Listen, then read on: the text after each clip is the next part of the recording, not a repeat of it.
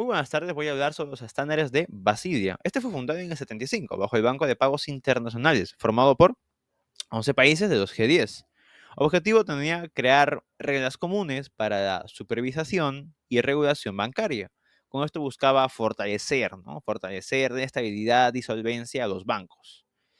¿Y qué son estos estándares de Basilia? En simples términos, son acuerdos internacionales que fijan requisitos mínimos para empezar de capital, así como también de liquidez, que eso ya detallaremos más adelante y se aplica, digamos, a diferentes bancos de manera consolidada. Entre los tipos de riesgos tenemos crédito, que es incumplimiento de préstamos, también el riesgo de mercado, que es la variación de precios, divisas, tasas, y también como los riesgos operacionales, que son los fraudes, sistemas y fallos internos que también puedan haber. Y pasamos a la evolución de estándares. Esto varía de acuerdo, digamos, a la línea de tiempo de Basilia. Para empezar, Basilia número uno, en 1988, su primer acuerdo, mucho más simple, centrado en el riesgo de crédito y establece el coeficiente mínimo de capital del 8%.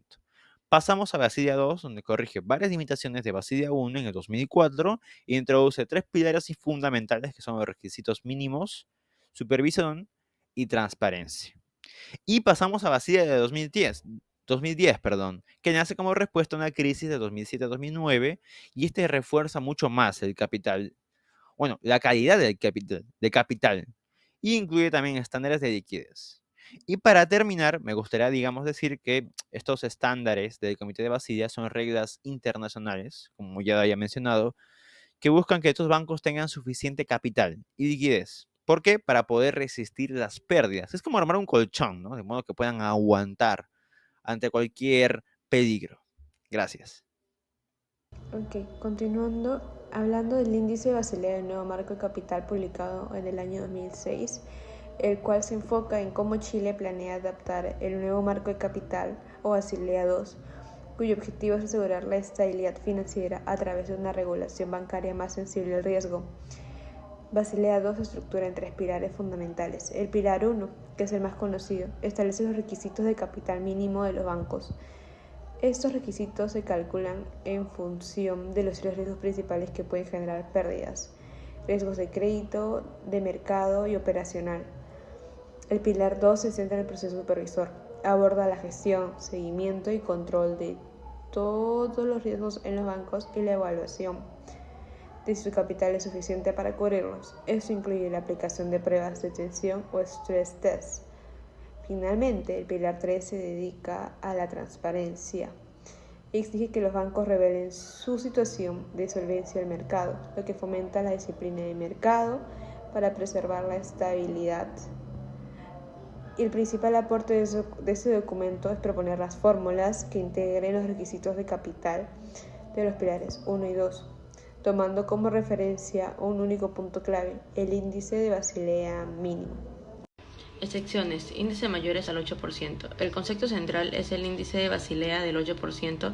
Funciona como un pivote o mínimo común denominador para la regulación del capital en Chile. Este 8% se mantiene como el requisito mínimo del Pilar 1 para los bancos en general. Según la fórmula del Pilar 1, el índice de Basilea se obtiene dividiendo el capital mínimo entre los activos ponderados por riesgo de crédito, más 12.5 veces el requisito de riesgo del mercado y 12.5 veces el requisito de riesgo operacional. También se establecen casos especiales donde ciertos bancos, por su mayor riesgo o relevancia sistemática, deben cumplir con un índice de Basilea superior al 8%. 1. Bancos con participación significativa de mercado. Por su tamaño y el riesgo sistemático que representan, la superintendencia puede fijarles un IB mínimo entre 8 a 11%, en lugar del rango anterior de 8 a 14%. 2. Bancos nuevos o con patrimonio reducido. Para instituciones cuyo patrimonio efectivo sea menor a 800.000 UF, consideradas más frágiles financieramente, se propone un IB mínimo del 10%. En estos casos especiales, elevar el IB mínimo al 10% implica aumentar el requerimiento de capital en 25% respectivo al pivote del 8%. En resumen, aunque el 8% en el estándar internacional, la regulación chilena contempla índices mayores para compensar riesgos asociados al tamaño o la fragilidad de ciertos bancos, asegurando que todos mantengan una dotación de capital adecuada durante la transición hacia Basilea II. Bueno, profesor, le explico de manera sencilla qué es Basilea. Basilea es un acuerdo internacional creado para mejorar la forma en que los bancos entiendan y manejan sus riesgos. Básicamente busca que los bancos no solo presten dinero, sino que lo hagan de manera más responsable y con controles más precisos. Este acuerdo aparece porque el anterior, Basilea I, se quedó corto. Era demasiado general y trataba casi todas las operaciones como si tuvieran el mismo nivel de riesgo. No distinguía bien entre diferentes tipos de clientes ni situaciones, y eso hacía que los bancos no midieran correctamente los riesgos que estaban asumiendo. Entonces, ¿qué pretende Basilea II? Su meta principal es que el capital que tiene un banco realmente coincida con el nivel de riesgo que está tomando. Si un banco se expone a operaciones más riesgosas, debe tener más capital de respaldo. Y si sus operaciones son más seguras, la exigencia es menor. Con eso se busca evitar problemas futuros y fortalecer la estabilidad y la seguridad del sistema financiero. Basilea II se sostiene en tres pilares que explican cómo deben operar los bancos de manera más segura. El primer pilar exige que los bancos tengan suficiente capital para cubrir tres tipos de riesgo. El riesgo de crédito, que es cuando el cliente no paga. El riesgo de mercado, que son las variaciones de tasas o monedas. Y el riesgo operativo, que incluye errores internos o fallas en los procesos. El segundo pilar es la supervisión.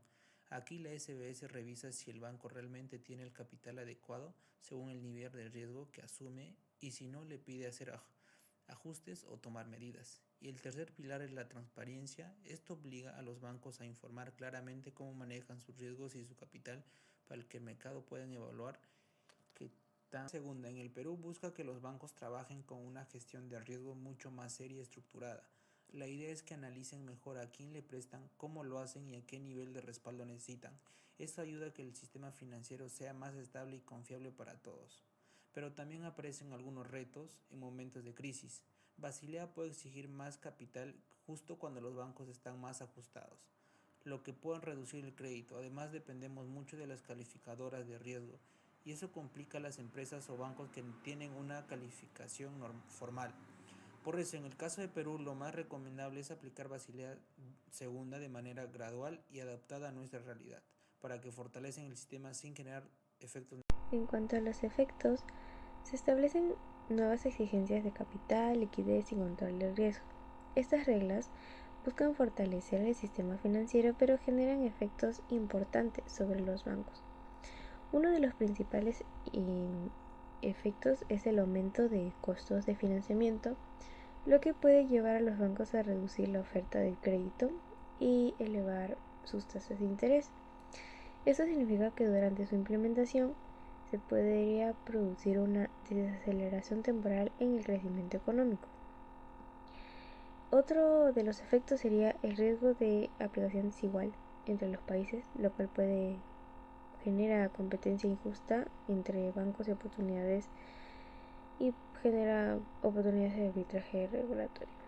Además, algunos actores financieros podrían trasladar sus operaciones hacia sectores menos regulados como el shadow banking, aumentando riesgos fuera del sistema formal. Finalmente, podemos decir que se exige una mayor supervisión y coordinación internacional para garantizar estabilidad, ya que sin una aplicación homogénea, los objetivos del acuerdo pueden verse limitados.